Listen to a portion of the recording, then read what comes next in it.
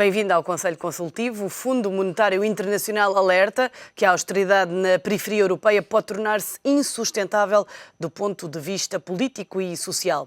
Numa nota divulgada acerca da última reunião do G20, o FMI faz o retrato da situação na zona euro. Afirma que as condições financeiras continuam frágeis e que há riscos de que os países sob apoio financeiro não consigam cumprir as reformas. O FMI alerta para o tempo que o ajustamento e as reformas estruturais vão durar na periferia europeia e por isso mesmo diz que há o risco da austeridade se tornar política e socialmente insustentável. Numa alusão ao caso de Espanha, o fundo diz ainda que os fatores de ordem política podem travar os pedidos de ajuda de países europeus, o que pode aumentar a incerteza na Europa. A Presidente do Conselho de Finanças Públicas critica as previsões que chama de pouco prudentes do Orçamento do Estado e não acredita nos resultados para 2013, nem que o ajustamento em curso, a continuar pelo mesmo caminho, seja sustentável. Em entrevista ao Económico, Teodora Cardoso defende a necessidade de uma maior negociação do memorando e diz que o Estado, mais do que sobredimensionado, é mal gerido. A responsável sublinha que quem apanha sempre são os contribuintes, uma vez que nem a Troika se atreve a mexer com os grandes interesses empresariais. A Presidente do Conselho diz que as medidas estruturais do programa de ajustamento deviam ser mais focadas e que o programa da Troika tem um problema. Não é um programa estruturado, são medidas avulso. É uma entrevista que pode ler na íntegra na edição de hoje do Diário Económico e estes são temas que vão estar hoje em destaque no Conselho Consultivo com os comentadores Mário Caldeira Dias e também Paulo Pinto. A ambos agradeço a presença neste Conselho Consultivo. Começo por si, Paulo Pinto. Como é que reage a estas declarações que ouvíamos de Teodora Cardoso e também ao alerta do Fundo Monetário Internacional? Não são contraditórias, olhando para aquilo que Angela Merkel disse no fim de semana, que a Europa precisava pelo menos de mais 5 anos de austeridade? Não, eu creio que não são contraditórias porque os órgãos dirigentes a nível mundial andam totalmente perdidos neste momento e, portanto, cada um diz aquilo que pensa no pressuposto de que dizendo alguma coisa ganha alguma coisa com isso também, mas a realidade é que ninguém tem ideia nenhuma como é que se resolve o problema e, portanto, não creio tampouco que isso seja contraditório. Repare que mesmo aqui... Contraditório em relação às declarações de Angela Merkel. Em relação às... No caso, eu digo que não é contraditório em relação às declarações de Angela Merkel, porque a Angela Merkel é a única que tem tido um discurso coerente ao longo dos anos. Pode-se gostar ou pode-se não gostar daquilo que a senhora diz, mas o discurso dela é sempre o mesmo. Por oposição, o discurso das outras entidades todas envolvidas é consoante o dia, se faz mais sol, se está a chover, enfim, dizem as coisas ao bom sabor eu diria, daquilo que é a receptividade das pessoas, não é? Mas quem é que lhe parece que tem razão no meio disto tudo? É o Fundo Monetário Internacional e Teodora Cardoso ou é Angela Merkel que insiste na inflexibilidade da austeridade? Sandra, nestas situações, o povo tem o ditado que diz: em casa em que não há pão, todos ralham e ninguém tem razão. Mas então qual será a opção de bom senso, na sua opinião? A opção de bom senso, na minha opinião, que infelizmente não representa nada, é que não se pode mudar nada lutando contra o modelo atual, que é um modelo esgotado. Aquilo que era preciso estar a discutir, na realidade, é um novo modelo. E isso ainda ninguém o fez.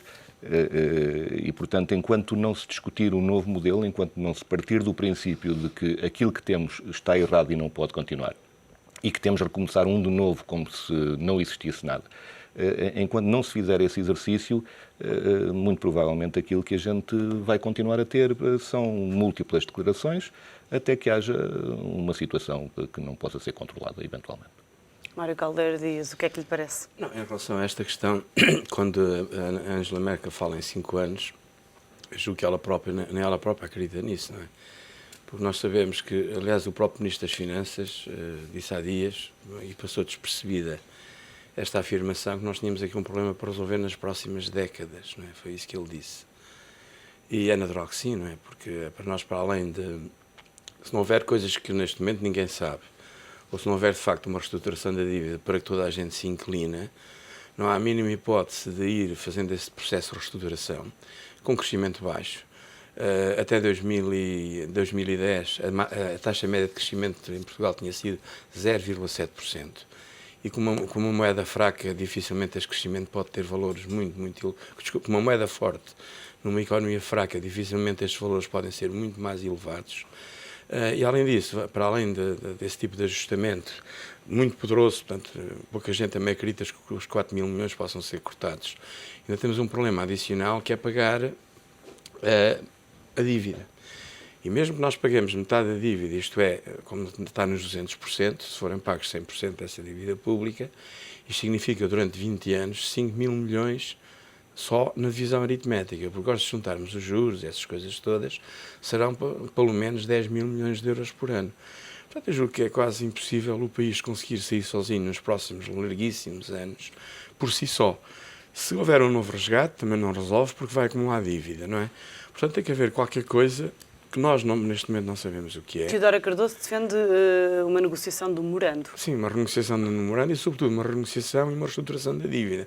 É claro que uma ligação entre este processo e uma ida aos mercados com compra limitada que permitisse reestruturar a dívida a juros muito mais baixos, ou então, como chegou a ser falado, que a dívida fosse reduzida a 60% e o resto ser pago a muito longo prazo, 30, 40 anos, como aconteceu com a Alemanha no pós-guerra, aliás, não é? Em que houvesse, de facto, um aliviar grande da carga que pesa sobre o serviço da dívida. Porque esses cerca de 5% do PIB, ou seja, 7 a 8 mil milhões de euros, que todos os anos temos que pagar para pagar capital e juros, portanto, isso vão funcionar como um impeditivo enorme à nossa capacidade de resolver este problema nos próximos anos. Portanto, hoje toda a gente começa a dizer, e é verdade, por um lado, o Portugal não conseguirá nunca sair sozinho desta situação. Segundo, e este é o problema sério, é que não se sabe até que ponto este processo todo continuará a ser sustentável do ponto de vista social e do ponto de vista político. Porque muitos dos responsáveis atuais estão a menosprezar que há uma interação entre a sociedade e a economia, que uma não vive sem a outra, desde que não haja equilíbrios mínimos entre as duas. É o chamado trade-off entre a equidade e a eficiência. E se este trade-off não respeitar equilíbrios mínimos, ou a economia desaba sobre a sociedade, ou a sociedade desaba sobre a economia. Quer dizer, uma destas coisas pode acontecer. Paulo Pinto. Eu estou basicamente de acordo. Enfim, se se recordam, provavelmente deve ter sido das primeiras pessoas aqui no ETV, há muitos meses atrás, há mais de um ano, a dizer que a situação é insustentável. O único ponto que eu gostaria talvez de acrescentar é que nós temos um fator que corre a nosso favor. Apesar de estarmos todos muito focados em Portugal, este não é um problema português. E não sendo um problema português, julgo que isso nos é favorável, porque esta batata quente vai acabar por rebentar em países muito mais importantes. Mas quando é que rebenta? E até lá? Até lá, repare, neste momento, eu já referi aqui, creio que a semana passada ou na outra anterior, o caso da França. A receita fiscal da França, no ano de 2013, vai dar para pagar os juros da sua dívida também. E, portanto, estamos todos focados em problemas que não são essenciais, e eu julgo que, no meio deste caos político e social, e de se falar muito em política, vai ser inevitável nascer uma ideia nova para este processo. Repare que, neste momento, a única coisa que se fala é dos Estados e do endividamento dos Estados. O endividamento dos Estados é o reflexo do endividamento dos seus povos. Fala-se, antes de se falar dos Estados, falava-se da banca e do problema da banca. O problema da banca não está resolvido, o problema da banca continua a existir.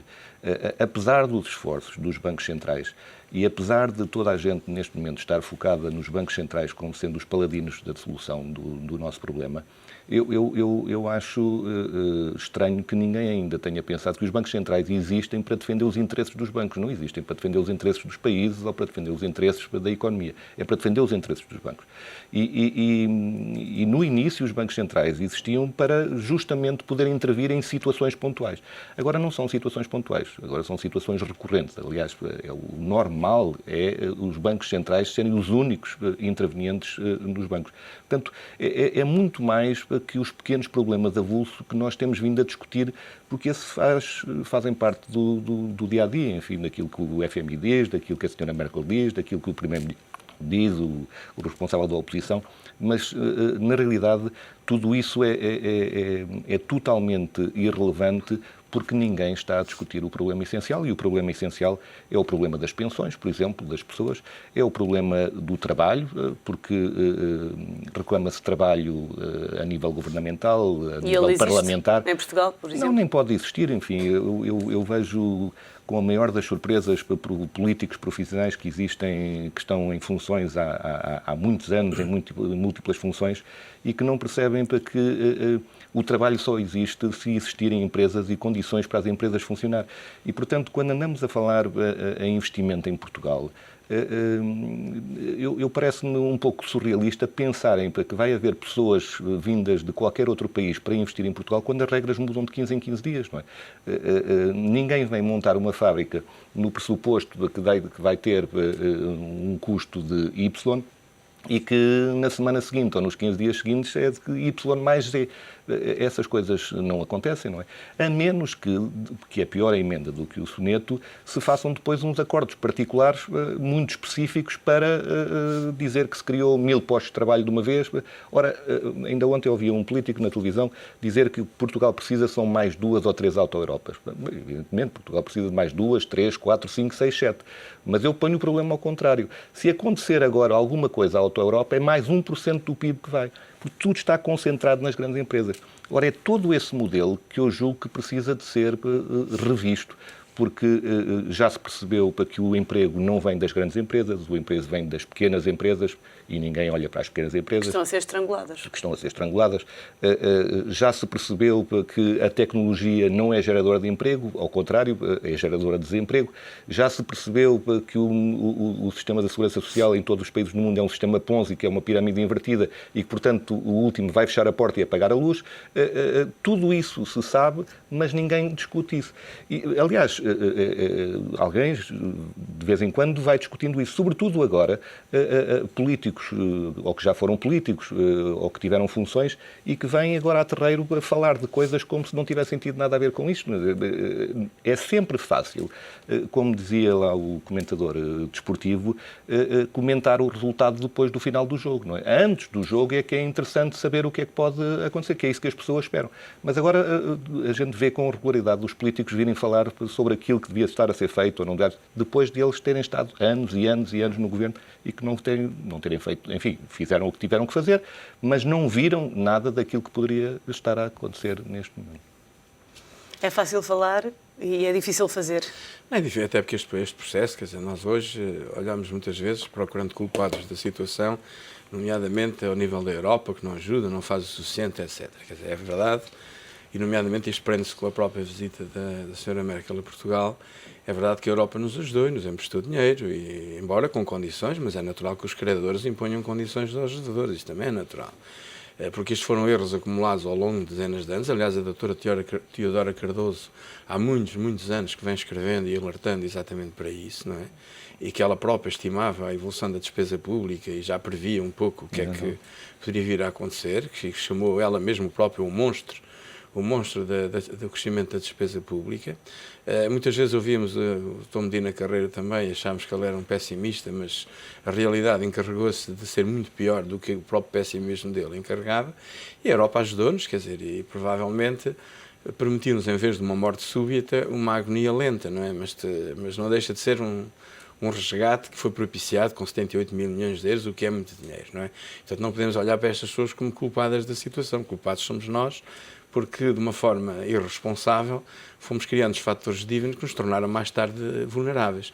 Podemos dizer, em abono dessas pessoas, que provavelmente era difícil de prever que este endividamento podia dar este resultado, porque se partia do princípio que os juros baixos iriam ser eternos e que este problema especulativo não apareceria. Mas o que é verdade é que apareceu, e quem criou as condições para que ele pudesse acontecer fomos nós, e, portanto, não podemos estar a encontrar nos outros as culpas disto. Agora, o que se passa é que, perante uma situação destas, poderia haver mais que uma maneira de pegar no assunto. E aquilo que parece é que o assunto está a ser pegado de uma maneira, quer dizer, de um ajustamento muito rápido, e que isso pode, inclusivamente, dar cabo completamente da própria economia. E se a economia não existe, se o emprego não existe, dificilmente podemos pagar as dívidas no médio e longo prazo. Temos a Troika a chegar a Portugal na segunda-feira para a sexta avaliação e vai estar particularmente atenta ao corte de despesa. O Governo quer cortar 4 mil milhões de euros, diz que quer apresentar as medidas em fevereiro e ainda ontem tínhamos Ferreira do Amaral a dizer aqui no ETV que vai ser um desastre. Pois vai, porque normalmente nós quando se fala na despesa pública partimos do princípio que se cortar a despesa pública não há problema, só a receita é como se só a receita tivesse impacto na atividade económica. Ora, isso não é verdade. A despesa, quer dizer, quando nós cortamos despesa, se essa despesa era feita em importações, é tanto melhor, evitam-se as importações. Se ela era feita, nomeadamente nas parcerias público-privadas, nos excedentes das grandes empresas, também não pode haver um problema, porque essas empresas, muitas delas, até nem investem aqui, ou é a remuneração de fatores externos, como o capital externo, o investimento estrangeiro, etc. Não é? E, portanto, não teria efeitos imediatos. Mas uma parte substancial da despesa pública, nomeadamente em salários, e compras à economia, tem um efeito direto na economia como tem o aumento dos impostos. Inclusivamente, de acordo com os modelos económicos, esse efeito até é mais elevado. Portanto, os 4 mil milhões de euros terão um impacto recessivo de tal forma profundo no próximo ano, quando somados a todas as coisas que já foram feitas até agora, farão praticamente, não digo desaparecer a economia, mas farão saltar o desemprego, não digo dos 16% para os 20%, certamente, e quando as minhas estimativas, pelo menos as minhas, feitas com base nos dados do INE, apontam para um emprego real, que é, descontando aqui a economia, não estou a levar em conta a economia subterrânea, porque uma parte dela é transversal, mas que eu acho que o desemprego real se situa entre 30% a 40% acima daquilo que são as estatísticas, isso pode nos levar para níveis de emprego real de 25%, como já acontece em Espanha, como já acontece na Grécia. E quando muita gente diz, quando isto bater no fundo, rápido, depois só se pode crescer, isto por um lado é verdade, mas por outro lado, se não houver tecido produtivo, quer dizer, é difícil, sem tecido produtivo, começar um processo de crescimento rápido, a não ser que o investimento estrangeiro, como muita gente diz, seja a salvação milagrosa para que isso tudo possa acontecer, mas o investimento estrangeiro é estrangeiro, quer dizer, não obedece aos centros de decisão nacionais, portanto virá quando ele achar muito bem. Ainda por cima, a senhora Merkel vem cá, vem a Portugal, e o que ela vem fazer são vai ter dois efeitos. Por um lado, para consumo interno, porque está atento ao rigor, como ela diz sempre, como as coisas são cumpridas. Pronto, faz o papel dela, não podemos levar a mal que seja assim. Mas depois vem cá exatamente dar o apoio ao Governo e, nomeadamente, para que o Governo leve a cabo esse corte dos 4 mil milhões de euros. É isso que se espera dos encontros de Angela Merkel com o Governo e também naturalmente, com o vem Presidente reforçar da essa República. perspectiva do que está a ser feito. Ela vem dar razão ao que está a ser feito e virá reforçar certamente e vai dizer que nós estamos no caminho certo e que estamos a caminhar e fazer as coisas como deve ser, etc. Agora, admito sempre e quero pensar, pode haver alguma coisa na estratégia de médio e longo prazo que nós agora não sabemos, e eu admito isso. Mas se soubermos tudo o que há para saber, então a Angela Merkel vem aconselhar praticamente a seguirmos um caminho ruinoso de uma escalada recessiva que não terá fim de uma forma que, pelo menos, que seja visível e que seja óbvia. Não é? Paulo Pinto, o que é que se espera destes encontros de Angela Merkel com Cavaco Silva e também com Passos Coelho?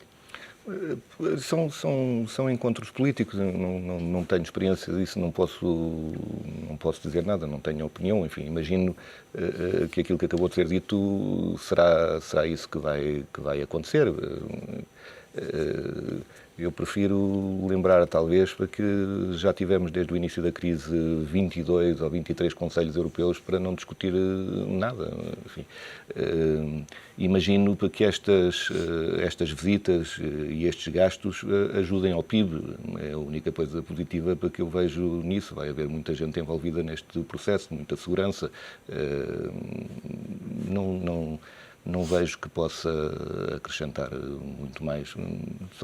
Eu creio que é totalmente irrelevante para este processo, porque aquilo que foi dito é que é importante, o caminho parece estar traçado, os resultados parece que já são aceitos unanimemente, a gente vai entrar num período mais recessivo ainda, se é que isso é possível.